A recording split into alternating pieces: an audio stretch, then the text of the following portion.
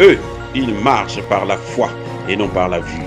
Mais moi, je vous conseille vivement de marcher par la connaissance scientifique et historique, notamment celle de nos ancêtres kémites, par les cinq sens et par l'intelligence. À vous, à Pierre.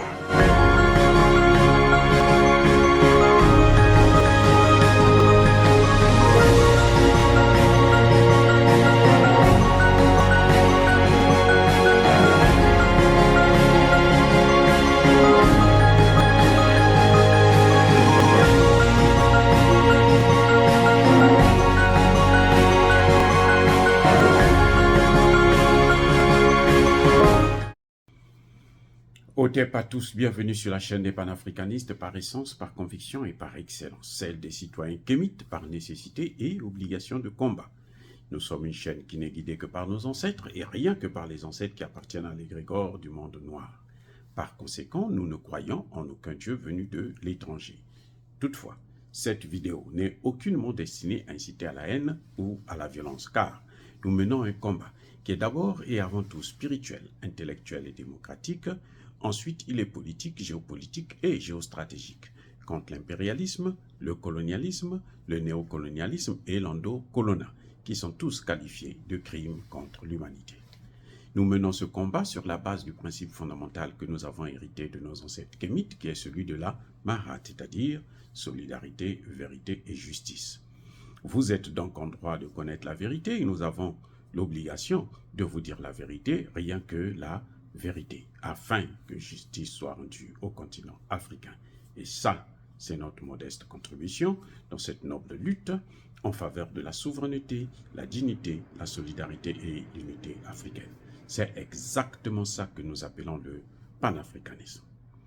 Bien-aimés frères et sœurs, Emmanuel Macron supplie Eyadema, le Togo, pour l'aider. Aïe, aïe, aïe, aïe, aïe, c'est déjà même vu. Emmanuel Macron est obligé de se mettre à genoux devant Eyadema. Parce que Emmanuel Macron a quatre agents de la DGSE qui sont en prison au Burkina Faso. Emmanuel Macron tente de rentrer directement en contact avec Ibrahim Traoré. Ibrahim Traoré n'a pas le temps pour lui. Très bien, bravo, Monsieur le Président. C'est ce que nous appelons aux armes au Bali. C'est un homme. On peut dire encore Olomanyama, le mari de l'animal. Ah oui, c'est pas n'importe quoi. Ici, là, c'est ce que je vous ai toujours dit là. Yanké Azana Plonaye. Yumape Azana Plonaye. Le Yanké a son plan. Mais la victime, là, aussi a son plan. La victime, maintenant, cette fois-ci, a barré Yuma. Donc, il a écrasé le Yanké. Oui, donc c'est ça. Aujourd'hui, c'est comment dirais-je, c'est Ibrahim Traoré qui mène la barque. C'est lui le capitaine à bord. Et puis il est capitaine aussi. Voilà, il est capitaine. Voilà. C'est lui le capitaine à bord. C'est lui le pilote. C'est lui qui commande. Emmanuel Macron a envoyé des mercenaires. Il croyait qu'on ne va pas les voir. C'est fini cette histoire-là que nous, on va, depuis la France à l'Élysée, on va déstabiliser. Parce qu'ils avaient l'information. C'est comme ça qu'ils blaguent avec nos pays. Ils ont l'information. C'est comme ça qu'ils faisaient massacrer nos militaires. Quand ils vont, c'est lui qui a l'information. Il les voit à travers les satellites et autres. Il capte leur communication. Et puis bon, il les envoie à l'abattoir. Il y avait des moments où les militaires burkinabés, quand ils se déplacent pour aller en mission, entre eux, ils ne sont pas en contact. Macron arrive à bloquer la communication. Et les terroristes font la fête. Maintenant, ça a changé de camp. Le pouvoir a changé de main. Emmanuel Macron n'arrive pas à négocier avec Traoré. Parce que Traoré ne veut pas lui parler. Ce n'est pas Emmanuel Macron qui ne veut pas lui parler. C'est Traoré qui ne veut pas lui parler. Il n'a pas le temps pour lui. Emmanuel Macron est obligé de passer par Eyadema. Il supplie Eyadema pour que Eyadema puisse négocier pour lui, puisse l'aider à libérer ses hommes.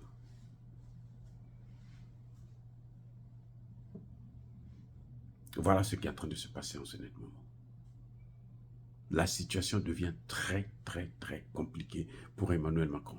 Il essaie de cacher pour que les Français ne puissent pas avoir l'information avant qu'on ne les délivre. Mais je suis sûr que le capitaine attendra que tous les Français puissent être conscients qu'il y a une situation que Emmanuel Macron lui-même a créée parce qu'il a envoyé ses mercenaires pour venir déstabiliser le Burkina Faso. Et il l'avait dit. Ce n'est pas quelque chose qu'il ne nous avait pas dit. Vous vous rendez compte qu'ils avaient même dit qu'il y aura le califat au Mali, dans le Sahel. Les terroristes là vont reprendre les choses en main. Ils ne savent plus quoi faire. Même l'Algérie sont complices de tout le temps. En ce qui concerne l'Afrique, l'Algérie a toujours été complice des Occidentaux. L'Algérie a toujours soutenu les Occidentaux dans ce qu'ils font en Afrique. Et voilà, aujourd'hui même, l'Algérie ne contrôle plus la situation. Elle est obligée d'appeler les terroristes, d'inviter l'imam Dicko. L'imam Dicko a fait quoi? L'imam Dicko, qu'est-ce qu'il connaît? Rien du tout.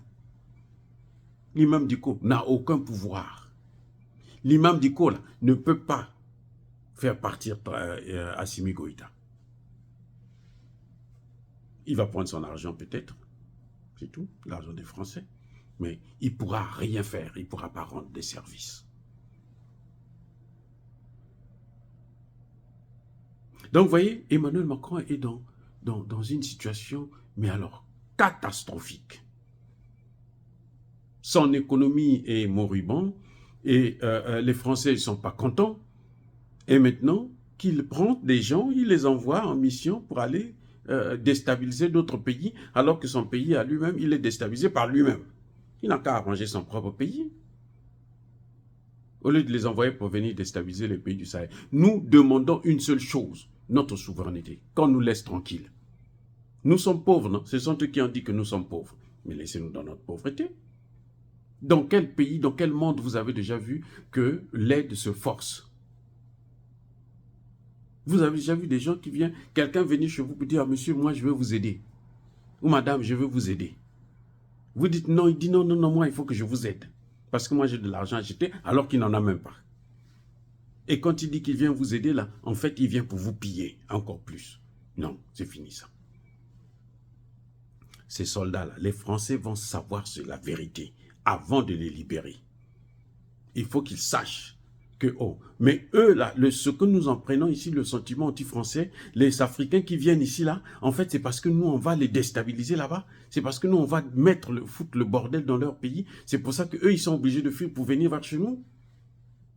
S'il y a la stabilité, nous on repart. Nous on n'a pas de problème pour ça. S'ils arrêtent de nous emmerder, nous on repart chez nous. Voilà. Oh, bien-aimés frères et sœurs, dire cela c'est inciter à la haine ou à la violence? Non, il y a pas colère, il y a mal. Encore une fois de plus, bien-aimés frères et sœurs, soyez bénis. Je persiste et je signe. Soyez abondamment bénis par le Dieu des Kémites et par nos ancêtres angélisés. Mais que tous ceux qui persécutent le continent africain, tous ceux-là qui le pillent et le déstabilisent, qu'ils soient noirs, blancs, chinois, arabes, juifs, indiens, qui qu'ils soient punis, maudits, foudroyés, neutralisés, écrasés, effacés par le Dieu des Kémites et par nos ancêtres angélisés. Vive l'Afrique éternelle, j'ai dit et j'assume.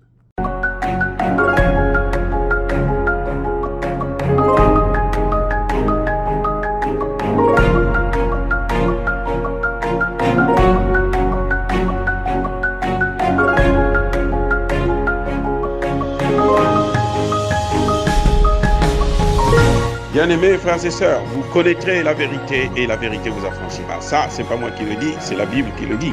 Mais moi, je vous dis mieux. Vous connaîtrez la vérité historique. notamment celle de vos ancêtres kémites, et vous aurez une vision globale de ce que c'est que la vraie souveraineté politique. J'ajoute, vous reviendrez à la spiritualité africaine ancestrale et vous comprendrez les enjeux de l'indépendance économique. Et pour terminer, vous accepterez votre identité culturelle kémite et vous obtiendrez deux choses. La première, c'est la paix. La seconde, c'est le développement, à une condition. L'unité de toute l'Afrique noire, l'unité de tous les Noirs du monde entier.